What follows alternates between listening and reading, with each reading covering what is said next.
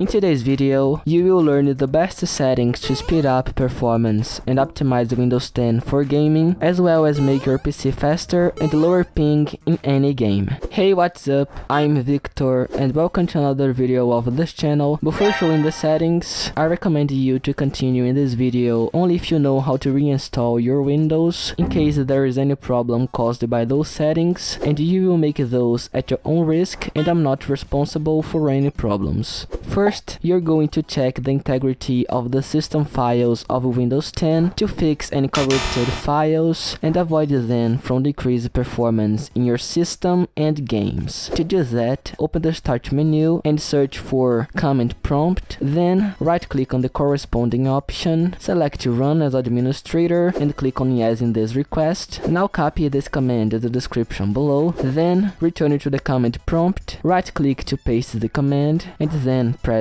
Enter. After the process is completed, type sfc /scan now and press Enter, and lastly you must wait for the verification to finish. Now you're going to change the DNS servers and create the DNS cache on Windows 10 to lower ping in your games and speed up internet connection. First, open the Start menu, search for Control Panel and select the corresponding option. In View By, select Category.